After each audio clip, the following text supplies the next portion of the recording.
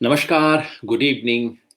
आजकल हर रोज एक special broadcast करना पड़ता है फेसबुक लाइव पे, इसलिए क्योंकि हर रोज कुछ ना कुछ घटना होती है या ऐसा महसूस होता है कि कोई घटना हो रही है।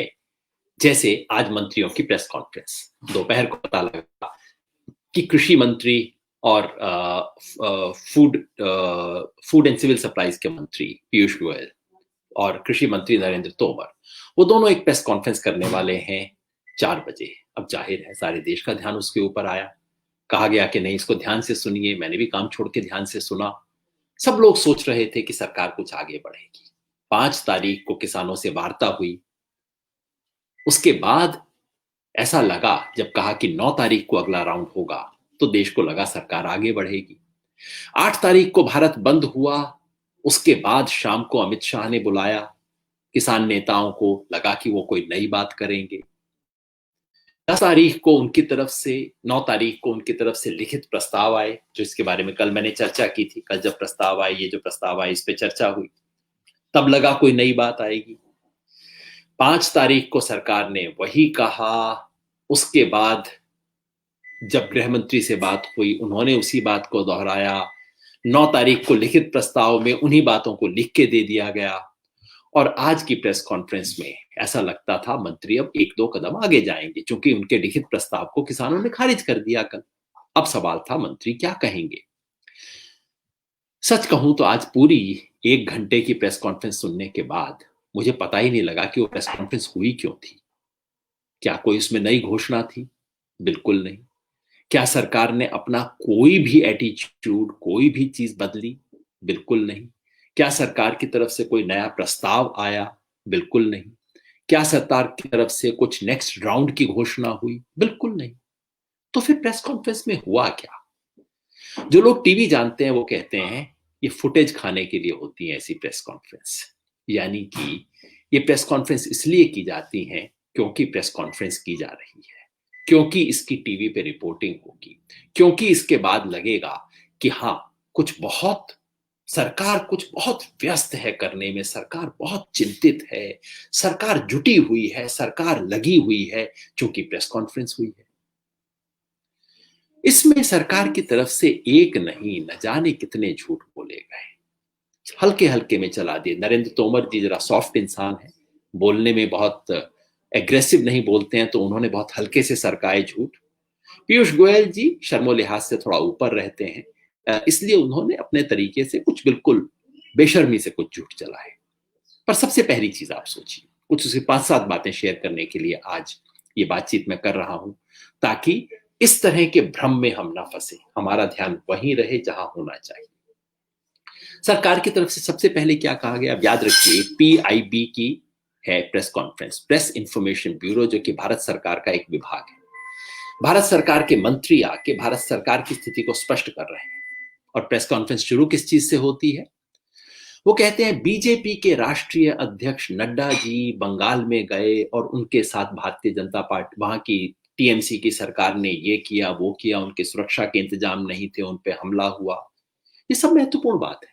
आप बीजेपी के मुख्यालय से प्रेस कॉन्फ्रेंस कीजिए, इस पे 2 घंटा बोलिए, आपकी बात सही है गलत है मैं उसमें बिल्कुल नहीं जाता, लेकिन प्रेस इंफॉर्मेशन ब्यूरो का इससे क्या मतलब? क्या प्रेस इंफॉर्मेशन ब्यूरो बीजेपी का मीडिया सेल बन गया है? इन चीजों को हम देखते ही नहीं आजकल देश में। सबको सामान्य, सब कुछ सामान्य लगने लगा है। हर संस्था महामहिम के गुणगान के लिए है, हर संस्था लीडर के गुणगान के लिए, हर संस्था पार्टी की है। कुछ ऐसा बन गया है, कोई शर्म नहीं, कोई कुछ नहीं, बिल्कुल खुल के बीजेपी के प्रचार के लिए उसका इस्तेमाल हुआ है। वो शुरू के 2-3 मिनट थे, उसको भूल जाइए। उसके बाद माननीय मंत्री जी ने क्या कहा? हमारे देश के कृषि मंत्री जी ने बहुत बड़ा खुलासा किया। उन्होंने बताया कि महामारी के दौरान कोविड था देश के अंदर, देश में तमाम तरह की समस्याएं थी, उसके बावजूद माननीय नरेंद्र मोदी जी की दूरदर्शिता की वजह से किसान अच्छा उत्पादन कर पाए। मैं तो अब तक ये सोच रहा था किसान अपनी मेहनत से उत्पादन कर पाए। लॉकडाउन था, फिर भी चुपचाप से वो अपने चला जाता था, खेत में मेहनत करता था। मंडियों में जा नहीं सकते थे, किसी तरह मंडियों में पहुंचाया, कईयों ने अपनी सब्जी फल फेंकी। लेकिन आज मंत्री जी ने ज्ञान क्या दिया? माननीय नरेंद्र मोदी जी की दूरदर्शिता के कारण किसान ऐसा कर पा रहा था। मैं अपने गांव में जाके बताऊंगा, भाई तुम नहीं कर रहे थे, उनकी दूरदर्शिता के कारण कर रहे थे। पता लग गया अब आपको? पता नहीं क्या तर्क है इसके पीछे। उन्होंने ये भी सूचना दी कि जैसा कि आप जानते हैं, इन 3 कृषि कानूनों का देश भर में स्वागत हुआ है। पता नहीं था आपको? इस पत्रकारों को नहीं पता लगा, पूरे देश को नहीं पता लगा, लेकिन देखिए स्वागत हो गया। बिल्कुल इतने सहज भाव से बोल दिया। मतलब मैं सोचता हूं कि कितनी क्षमता होगी, इतने सहज तरीके से इतना बड़ा झूठ सिंपली सरका दिया। देश में इसका स्वागत हुआ है। पीयूष गोयल जी ने इसके अंदर अपना, अंग्रेजी में बोलते ही थोड़ा सा अहंकार बढ़ जाता है इंसान का, तो उन्होंने कहा कि देखिए, राजस्थान के चुनाव नतीजों से बिल्कुल जाहिर है, ये बात प्रकाश जावड़ेकर जी ने भी कल कही, राजस्थान के पंचायत चुनाव से एकदम जाहिर है कि किसान इन तीनों कानून के पक्ष में है। अब इसमें कोई शक नहीं कि राजस्थान में बीजेपी जीती, कांग्रेस हारी। इसमें कोई शक नहीं कि वोट देने वाले अधिकांश किसान रहे ही होंगे। इसमें कोई शक नहीं कि ये केवल स्थानीय पंच सरपंच की हार जीत नहीं है, इसके पीछे कांग्रेस की हार है, बीजेपी की जीत है। इसमें कोई संदेह नहीं कि कहीं ना कहीं ये अशोक गहलोत जी की सरकार के ऊपर एक प्रश्न चिन्ह लगाता है। लेकिन भाई, इसका 3 कृषि कानूनों से क्या मतलब है? क्या बीजेपी ने अपना चुनाव इन 3 कृषि कानूनों के मुद्दे पर लड़ा था? आपने देखा, अगर राजस्थान में किसी कैंडिडेट ने कहा हो कि मुझे इन 3 किसान कानूनों पर वोट दो, या कांग्रेस ने कैंपेन चलाया हो कि ये 3 किसान कानून सबसे इंपॉर्टेंट मुद्दा है, इसके पक्ष विपक्ष पे चुनाव लड़ा जाएगा, जो चीज मुद्दा नहीं है उसको कैसे उठाया जा रहा है, उससे कैसे निष्कर्ष निकाले जा रहे हैं? मंत्री जी ने कई और बातें कही।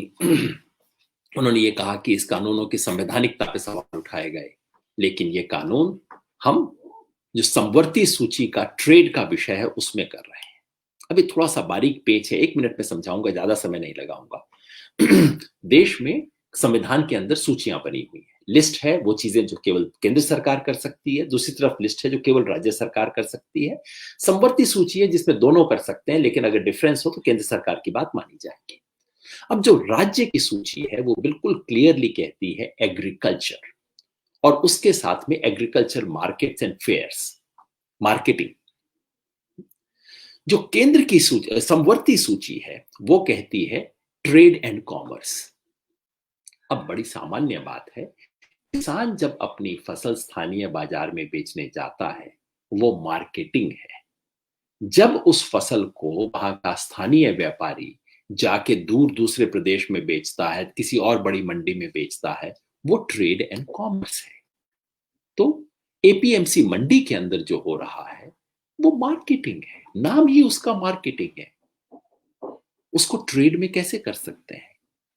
यानी कि ये, इसका मतलब ये है कि इन विषयों पर कानून बनाने का अधिकार केंद्र सरकार को कैसे आ गया?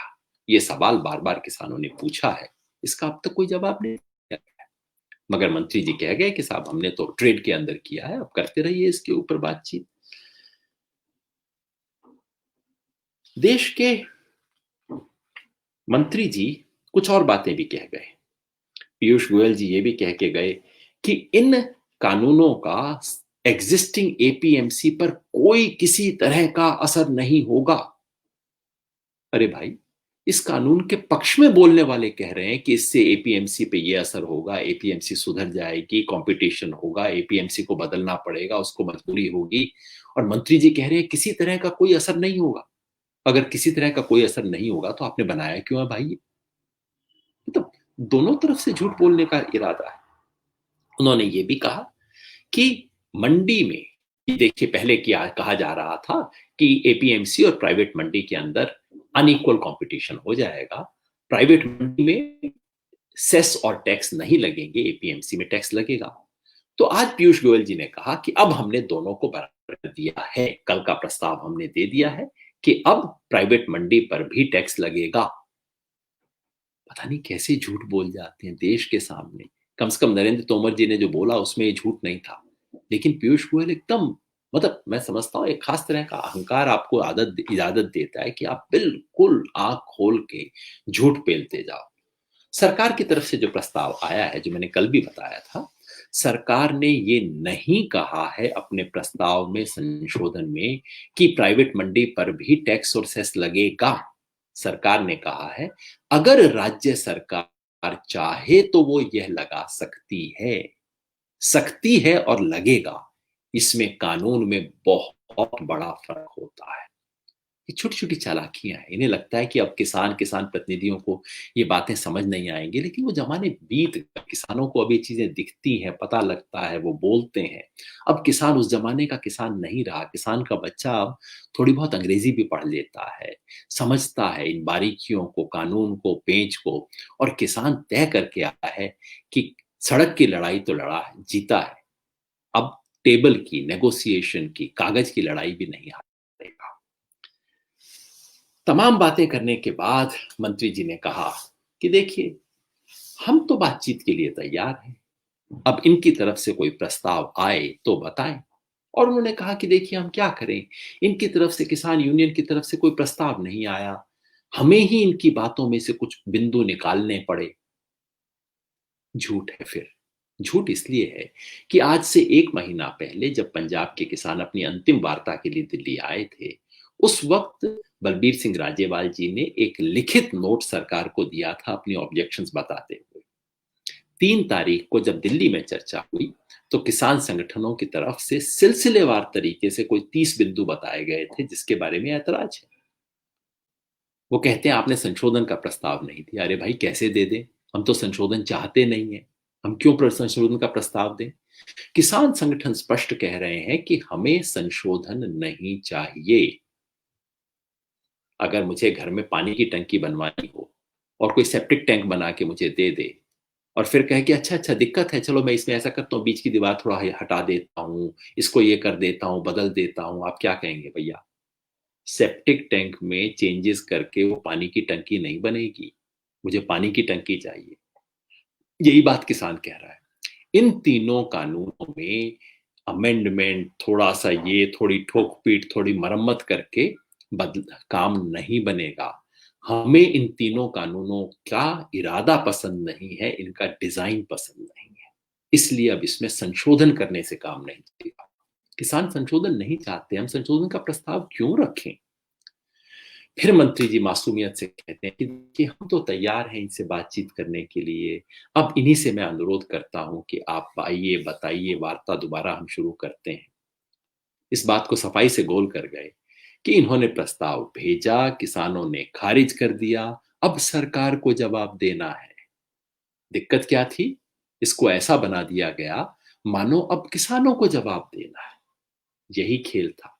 इसी तरह से खेल खेले जाते हैं।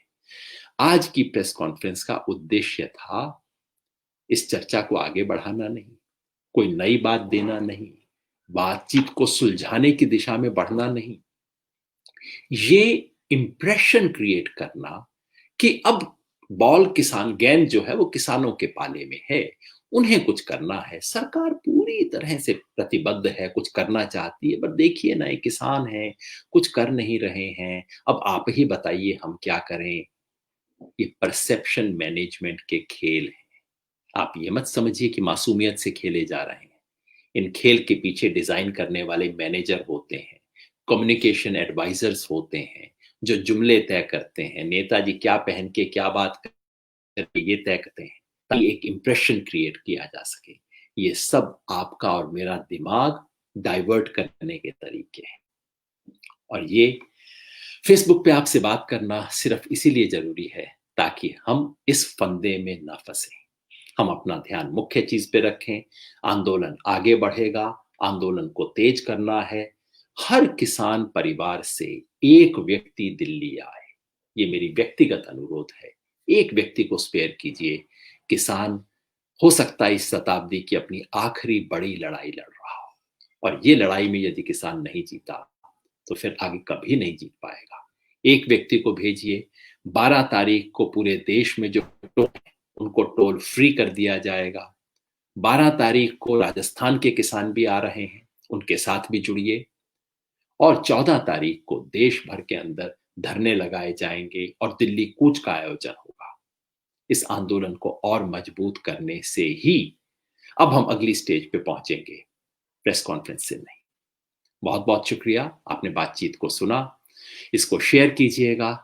अगर ये बातचीत ठीक लगती है तो शेयर करना बेहद जरूरी है, क्योंकि हर किसान के पास, किसान परिवार के पास या किसान के हितैषी के पास हमारी बात जरूर पहुंचे।